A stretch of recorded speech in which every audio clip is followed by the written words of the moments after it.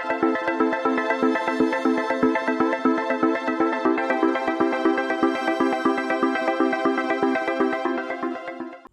Everyone, welcome to Study Tube. इस video में हम लोग लोहा धातु से संबंधित प्रश्नों को करने वाले हैं। मेटल आयरन के ऊपर हम लोग सवालों को करने वाले हैं। जो भी सवाल लोहा धातु से आपके एग्जाम में पूछे जा सकते हैं उन सबको हम लोग इस वीडियो में देखने वाले हैं। तो सारे सवाल आपके लिए महत्वपूर्ण हैं, तो वीडियो को ध्यान से देखिए। पिछले वीडियो में मैंने आपसे ये सवाल पूछा था, पृथ्वी के भूपर्पटी में दूसरी सबसे ज़्यादा पाई जाने वाली धातु है। बहुत सारे लोगों ने सही आंसर दिया है, बहुत सारे लोगों ने गलत आंसर भी दिया है। मतलब इस बार हुआ 50-50%। जितने लोगों ने सही आंसर दिया उतने ही लोगों ने लगभग गलत आंसर भी दिया है। देखो, पृथ्वी की भूपर्पटी में सबसे ज़्यादा अगर मैं बात करूं तत्वों की, तो सबसे ज़्यादा जो तत्व है जो पाए जाते हैं उनमें है पहला ऑक्सीजन, ठीक है, दूसरा है आपका सिलिकॉन, तीसरा है एल्यूमिनियम और चौथा है आयरन। अब मैंने आपसे पूछा था दूसरी सबसे ज़्यादा पाई जाने वाली धातु, तो धातु यहाँ पर तो दो ही है, एक है एल्यूमिनियम और दूसरा है आयरन। तो पहली धातु एल्यूमिनियम और दूसरी आयरन, तो हमारा आंसर यहाँ पर आयरन सही हो जाता, लोहा सही हो जाता। सिलिकॉन ये उपधातु है और अधातु है ऑक्सीजन, ठीक है। तो सवाल इस तरह से आए ना, तो जरा देख लेना धातु के बारे में पूछा है या अधातु के बारे में पूछा है या उपधातु के बारे में पूछा है। मैंने यहाँ पर धातु के बारे में पूछा था, तो आंसर हमारा ए हो जाएगा। आज का जो सवाल है जिसका आंसर आप लोग कमेंट बॉक्स में करेंगे वो है, ये 4 प्रकार के ईंधन है आपके पास, आपको बताना है इन 4 ईंधन में कौन सा न्यूनतम पर्यावरणीय प्रदूषण उत्पन्न करता है, यानी कौन सबसे कम पर्यावरण को प्रदूषण करेगा इन 4 में से। डीजल है, कोयला है, हाइड्रोजन है या फिर केरोसिन है, मिट्टी का तेल। आपको बताना है इनमें से कौन है जो जलने पर सबसे कम प्रदूषण फैलाएगा। तो आंसर कीजिए इसका कमेंट बॉक्स में। अब आते हैं आज के टॉपिक के पहले सवाल पर। लोहे के संदर्भ में असत्य कथन चुने। यह एक संक्रमण तत्व है, तो ये जो लोहा है ये आपको मिलेगा डी ब्लॉक में। हमारे आवर्त सारणी के अंदर ये मिलेगा डी ब्लॉक में। डी ब्लॉक के तत्वों को हम लोग बोलते हैं संक्रमण तत्व। सारे के सारे धातु है तो आप लोग संक्रमण धातु भी बोल सकते हो। तो ये हमारा स्टेटमेंट सही है। यह आवर्त 3 का तत्व है, ये हो जाएगा गलत। तो यही हमारा आंसर हो जाएगा। ये आवर्त 3 का तत्व नहीं है, ये आवर्त 4 का तत्व है, यानी कि ये 4D का एलिमेंट है, चौथे आवर्त का तत्व है और डी ब्लॉक का तत्व है, ठीक है। 4D का मतलब क्या हो गया, चौथे आवर्त का तत्व है और डी ब्लॉक का तत्व है। तो यह डी ब्लॉक का तत्व है, तो ये तो सही है। इसका रासायनिक प्रतीक Fe होता है। आयरन का जो ये प्रतीक है ये लिया गया है फेरम से, फेरम से लिया गया है। फेरम ये लैटिन शब्द है, लैटिन नाम है आयरन के लिए, तो यहीं से सिंबल उठाया गया है Fe। तो ये भी सही है। तो हमारा आंसर यहाँ पर बी हो जाएगा। आयरन जो है ये चौथे आवर्त के अंदर डी ब्लॉक का तत्व है, और अगर ग्रुप पूछे तो ये ग्रुप 8 का तत्व है। यह है आयरन का सिंबल Fe जो कि फेरम से लिया गया है। इसका एटॉमिक नंबर याद रखिएगा आप लोग, 26 होता है, और एटॉमिक मास 56 होता है। बहुत ही आसान है, 26 और 56। 26 हो गया परमाणु संख्या और 56 हो गया परमाणु भार। और यह है ट्रांजिशन मेटल यानी कि संक्रमण धातु। लोहे का परमाणु द्रव्यमान है, परमाणु संख्या 26 और परमाणु द्रव्यमान 56, तो बी हमारा आंसर हो जाएगा। लोहे की परमाणु संख्या है, परमाणु संख्या 26 और परमाणु द्रव्यमान 56। पृथ्वी के भूपर्पटी में चौथा सबसे अधिक पाया जाने वाला तत्व है, तो पहला है ऑक्सीजन, दूसरा है सिलिकॉन, तीसरा है एल्यूमिनियम, चौथा है आयरन। डी हमारा आंसर हो जाएगा। हमसे पूछा था चौथा सबसे अधिक पाए जाने वाला तत्व है, तो तत्व में तो धातु, अधातु, उपधातु सारे आते हैं, तो इन सब को ध्यान में रखते हुए हमारा आंसर क्या हो जाएगा, डी। निम्न में कौन गलत है। हरी सब्जियों में लोहा प्रचुर मात्रा में उपस्थित होता है। हरी सब्जियों में, पत्तेदार सब्जियों में लोहा प्रचुर मात्रा में उपस्थित होता है, जैसे कि पालक में लोहा प्रचुर मात्रा में उपस्थित होता है। याद रखिएगा, पालक में लोहा प्रचुर मात्रा में उपस्थित होता है, ये एग्जाम में पूछा हुआ सवाल है। हीमोग्लोबिन में लोहा उपस्थित होता है, हीमोग्लोबिन में भी आयरन होता है। लोहा एक आंतरिक संक्रमण तत्व है, ये हमारा आंसर हो जाएगा क्योंकि ये गलत है। आंतरिक संक्रमण तत्व यानी कि इनर ट्रांजिशन एलिमेंट, या फिर बोल दो इनर ट्रांजिशन मेटल्स, क्योंकि सारे के सारे जो है वो मेटल्स ही होते हैं एफ ब्लॉक के अंदर। तो जो एफ ब्लॉक के तत्व होते हैं जिसके अंदर लेंथेनाइट सीरीज, एक्टेनाइट सीरीज, ये दोनों सीरीज आते हैं, वो कहे जाते हैं आंतरिक संक्रमण तत्व या फिर बोल दो धातु, क्योंकि सारे के सारे इसमें धातु है। मैग्नेटाइट लोहा का चुंबकीय अयस्क है, तो ये भी हमारा स्टेटमेंट सही है। हमारा आंसर यहाँ पर सी हो जाएगा। निम्न में कौन लोहा का एक अयस्क नहीं है? हेमेटाइट है, मैग्नेटाइट है, सिडेराइट है, जिंकाइट नहीं है।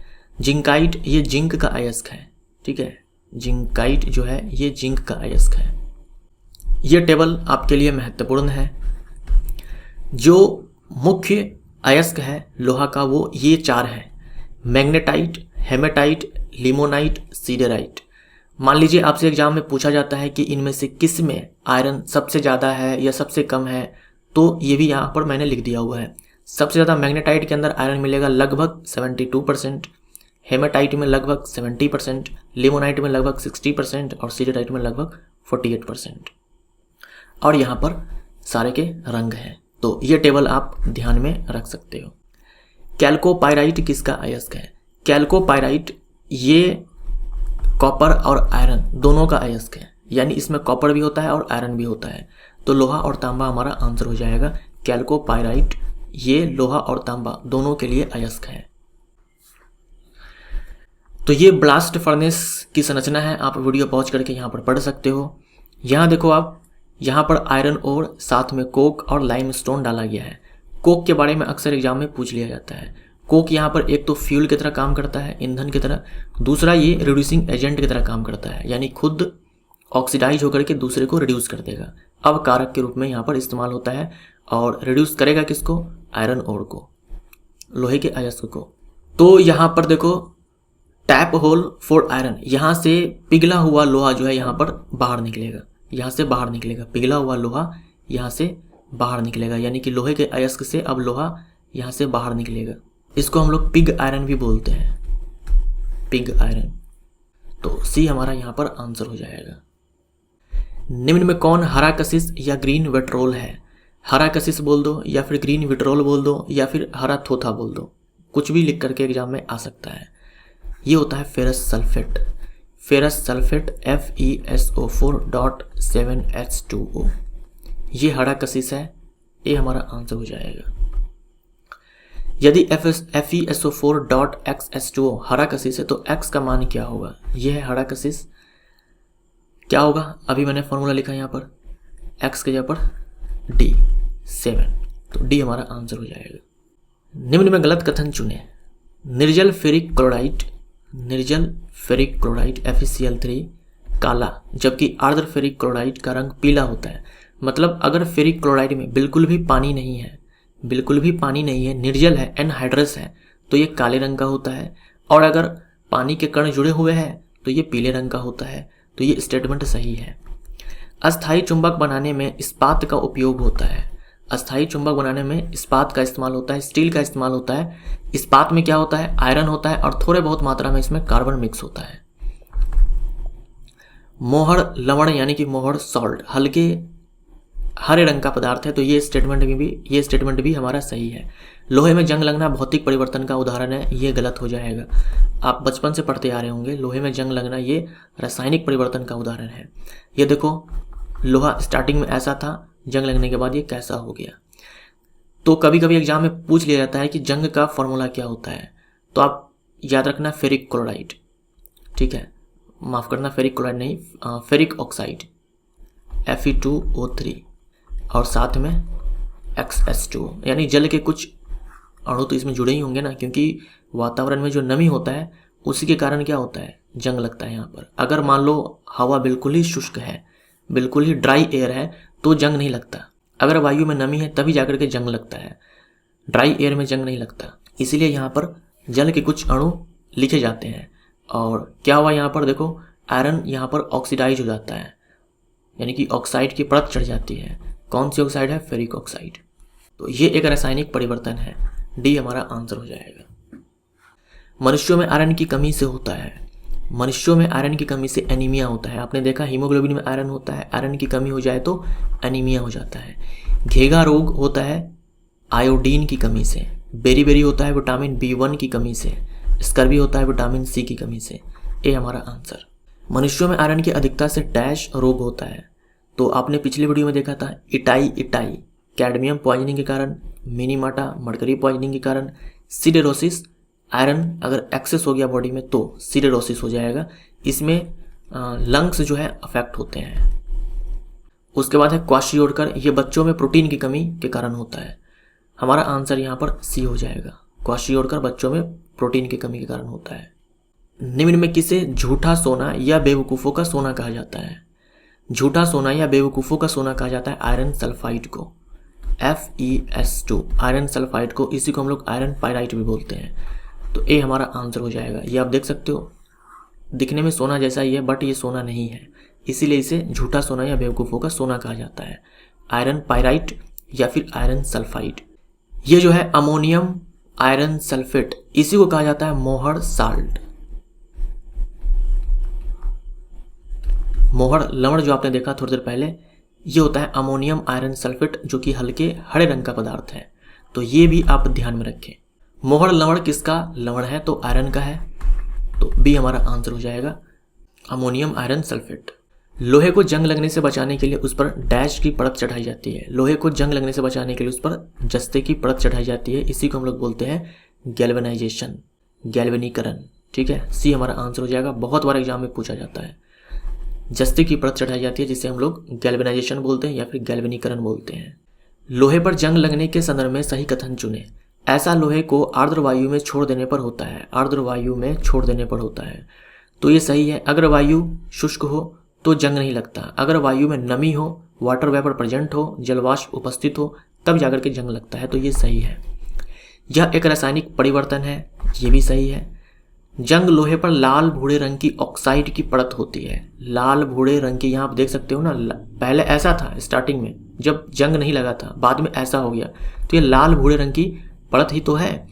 ये परत जो है ये ऑक्साइड की परत है, और मैंने अभी आपसे कहा कि अगर मान लो एग्जाम में पूछ ले कि ये जो ऑक्साइड की परत है ये परत कौन सी है, कौन सी ऑक्साइड है, तो आंसर होगा आपका Fe2O3, फेरिक ऑक्साइड की परत होती है, हाइड्रेटेड फेरिक ऑक्साइड। हाइड्रेटेड बोले तो यहाँ पर जल के कण जुड़े होंगे, यह एक भौतिक परिवर्तन है, गलत हो जाएगा, डी हमारा आंसर। लोहे को जंग लगने से बचाया जा सकता है, एक तो होता है जस्तीकृत करके यानी कि जिंक की परत चढ़ा करके, एल्यूमिनियम पेंट लगा करके भी किया जा सकता है, अलकतरा लगा कर किया जा सकता है, तो डी हमारा आंसर हो जाएगा इनमें से सभी। ये सारी प्रक्रिया है जिससे कि लोहे को बचाया जा सकता है जंग लगने से।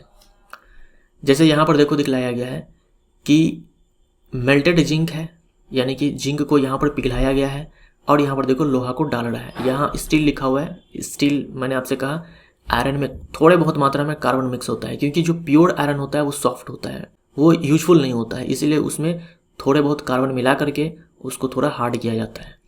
तो यहाँ देखो स्टील को इसमें डाला गया और इसके ऊपर अब लेयर चढ़ चुकी है जिंक की, तो ये है गैल्वेनाइज्ड स्टील। इस प्रोसेस को बोलते हैं गैल्वेनाइजेशन, गैल्वेनीकरण। फेरस सल्फेट विलयन का रंग होता है, तो ये रंग होता है हरा। फेरस सल्फेट FeSO4.7H2O, याद रखिएगा अच्छे से, इसी को बोलते हैं हरा कशिश, हड़त होता है या फिर ग्रीन विट्रोल। फेरस सल्फेट के जगह पर हो सकता है फेरस ना लिख करके आए और लिख करके आए आयरन, तो आयरन सल्फेट हो जाएगा। जैसे आपने देखा मोहर साल्ट के बारे में, मोहर साल्ट का रासायनिक नाम क्या था? अमोनियम आयरन सल्फेट, और ये पेल ग्रीन कलर यानी कि हल्के हरे रंग का पदार्थ है, तो ये जो हल्का हरा रंग है ये आयरन सल्फेट के कारण ही आता है। तो आयरन सल्फेट लिख कर आ जाए या फिर फेरस सल्फेट लिख करके आ जाए, ये हरे रंग का है, तो सी हमारा आंसर हो जाएगा, इसका विलयन हरे रंग का होता है। निम्न में कौन सबसे निम्न कोटि का लोहा है? सबसे निम्न कोटि का लोहा है, तो यहाँ पर देखो एक होता है ढलवा लोहा, जिसमें कार्बन जो मिक्स होगा उसमें वो 2% से ज़्यादा होगा। एक होता है पिटवा लोहा, जिसमें कार्बन इस रेंज में होगा 0.12 से लेकर के 0.25%, ये सारे लगभग में है, ठीक है। और इस्पात में कार्बन मिक्स होगा 0.25 से 2% के बीच में। तो ये 3 प्रकार के आप बोल सकते हो कि आयरन होते हैं, लोहा होता है, ढलवा लोहा, पिटवा लोहा, इस्पात। तो इनमें सबसे निम्न कोटि का लोहा वो होगा जिसमें कार्बन सबसे ज़्यादा मिक्स होगा, तो ढलवा लोहा हमारा आंसर हो जाएगा, ये हमारा आंसर। निम्न में कौन सबसे अधिक मुलायम लोहा है? तो जो प्योर लोहा होता है, प्योर आयरन होता है, शुद्ध लोहा होता है, वो सबसे अधिक मुलायम होता है। मुलायम लोहा का इस्तेमाल जो है कंस्ट्रक्शन में नहीं किया जा सकता, इसीलिए इसमें थोड़े बहुत मात्रा में कोई दूसरे धातु मिला करके या फिर कार्बन मिला करके इसको हार्ड बनाया जाता है और तब इसका इस्तेमाल किया जाता है। तो डी हमारा आंसर। निम्न में कौन लोहा और कार्बन का मिश्र धातु है? मिश्र धातु का मतलब होता है एलॉय। मिश्र धातु का मतलब होता है धातुओं का मिश्रण, लेकिन लोहा यहाँ पर धातु है और कार्बन यहाँ पर अधातु है, लेकिन आपको हर जगह मिश्र धातु ही मिलेगा, तो आप भी मिश्र धातु याद रखो। तो ये क्या हो जाएगा? इस्पात हो जाएगा, स्टील हो जाएगा। इनवार, इनवार होता है आयरन के साथ लोहा के साथ निकल का मिश्र धातु। उसके बाद पीतल, कांस्य, पीतल में भी कॉपर मिलेगा और कांस्य में भी कॉपर मिलेगा, लेकिन कांस्य में कॉपर के साथ टीन मिलेगा, पीतल में कॉपर के साथ जिंक मिलेगा। निम्न में से किसमें सबसे अधिक मात्रा में कार्बन उपस्थित होता है? आपने देखा इस्पात जिसमें कि कार्बन मिक्स होता है इस रेंज में। अब इस्पात 3 प्रकार का होता है, एक होता है माइल्ड स्टील, दूसरा होता है मीडियम स्टील और तीसरा होता है हार्ड स्टील। इस वाले स्टील में कार्बन सबसे कम मिक्स होगा, सबसे कम मात्रा में उपस्थित होगा, और इस वाले में सबसे ज़्यादा होगा, और इन दोनों के बीच में होगा मीडियम स्टील। तो सबसे अधिक मात्रा में पूछा था तो ये हो जाएगा सी। कठोर इस्पात में कार्बन सबसे ज़्यादा होता है, मृदुल इस्पात में सबसे कम होता है। लोहा प्लस निकल प्लस क्रोमियम, यानी ये जो मिश्र धातु होगा लोहा निकल क्रोमियम का, उसे हम क्या बोलेंगे? इसे बोलते हैं स्टेनलेस स्टील। स्टेनलेस स्टील काफ़ी अच्छा होता है, इस पर जंग नहीं लगता। पीतल आपने देखा ही कॉपर के साथ जिंक, कांस्य आपने देखा कॉपर के साथ टीन, और सोल्डर क्या होता है? सोल्डर होता है आपका लेड प्लस टीन। ठीक है, लेड प्लस टीन। लोहा अभिक्रिया करता है ठंडे जल से, गर्म जल से, वाष्प जल से। पिछले वीडियो में मैंने आपसे कहा था कि जो एल्यूमिनियम होता है, जिंक होता है, आयरन होता है, ये ना तो ठंडे जल के साथ ना ही गर्म जल के साथ अभिक्रिया करते हैं, वाष्प के साथ अभिक्रिया करते हैं। तो सी हमारा यहाँ पर आंसर हो जाएगा। लोहा और तनु हाइड्रोक्लोरिक अम्ल या तनु सल्फ्यूरिक अम्ल के अभिक्रिया में कौन सी गैस मुक्त होती है? यानी लोहा अगर डाइल्यूटेड हाइड्रोक्लोरिक एसिड के साथ या फिर डाइल्यूटेड सल्फ्यूरिक एसिड के साथ रिएक्ट करे तो कौन सी गैस मुक्त होती है? हाइड्रोजन गैस मुक्त होती है। ए हमारा यहाँ पर आंसर हो जाएगा, हाइड्रोजन गैस मुक्त होती है। अब यहाँ पर एक चीज़ ध्यान में रखिए आप कि भले ही जो आयरन है वो घुल जाता है, डिजॉल्व हो जाता है डाइल्यूटेड नाइट्रिक एसिड में, यानी कि डाइल्यूट नाइट्रिक एसिड में, तनु नाइट्रिक अम्ल में, लेकिन अगर ये जो नाइट्रिक अम्ल है ये कंसंट्रेटेड है, हाईली कंसंट्रेटेड है, तो क्या होता है कि जो आयरन का टुकड़ा आप डालोगे उसके ऊपर एक परत चढ़ जाती है ऑक्साइड की, यानी कि आयरन की ऑक्साइड की एक परत चढ़ जाती है।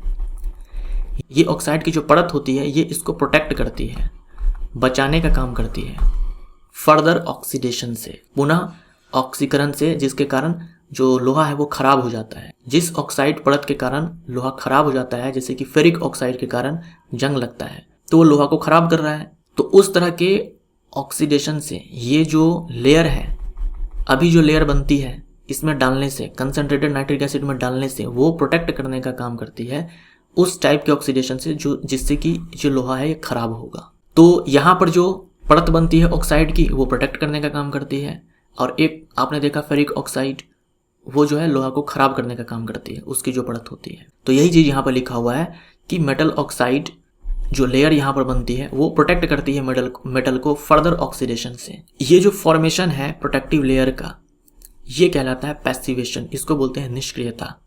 पैसिवेशन, निष्क्रियता। यहाँ पर जो अब आयरन है ना ये पैसिव हो जाएगा। पैसिव बोले तो एक तरह से इनर्ट हो जाएगा, निष्क्रिय हो जाएगा, क्योंकि अब फर्दर इसका ऑक्सीडेशन नहीं होगा, इसका संक्षारण नहीं होगा। और ये जो तरीका है कि हम कंसंट्रेटेड नाइट्रिक एसिड में डाल करके हम इसके ऊपर ये ऑक्साइड की परत चढ़वा देते हैं, ऐसा हम कोबाल्ट के साथ, क्रोमियम, निकल, एल्यूमिनियम इन सब के साथ कर सकते हैं। यानी ये जो पैसिवेशन की प्रक्रिया है हम इन सारे धातुओं के साथ भी इस्तेमाल कर सकते हैं। इन सब के ऊपर भी इनका जो ऑक्साइड होगा उसकी परत चढ़ेगी जो फर्दर उसको ऑक्सीडेशन से या फिर बोल दो संक्षारण से बचाने का काम करती है। तो एक तो ये आपको ध्यान में रखना है पैसिवेशन, दूसरा यहाँ पर लिया जाता है कंसंट्रेटेड नाइट्रिक एसिड। इनवार लोहा और डैश का मिश्र धातु है। इनवार लोहा और निकल का मिश्र धातु है, तो बी आंसर। पृथ्वी के भूपर्पटी में तीसरा सबसे अधिक पाया जाने वाला तत्व है।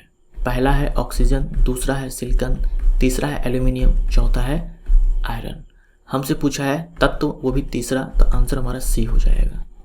पृथ्वी के भूप्रपट्टी में सबसे अधिक पाई जाने वाली धातु है, इस बार पूछा है धातु है जो सबसे अधिक पाई जाती है। तो अगर तत्वों की बात करें तो पहला है ऑक्सीजन, दूसरा है सिलिकॉन, तीसरा है एल्यूमिनियम, चौथा है आयरन।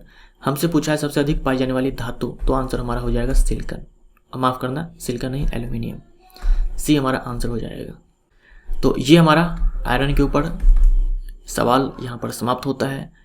जो मैंने आपसे सवाल पूछा उसका आंसर आप दीजिएगा कमेंट बॉक्स में। वीडियो अगर अच्छा लगा तो लाइक शेयर जरूर करना। Thank you so much.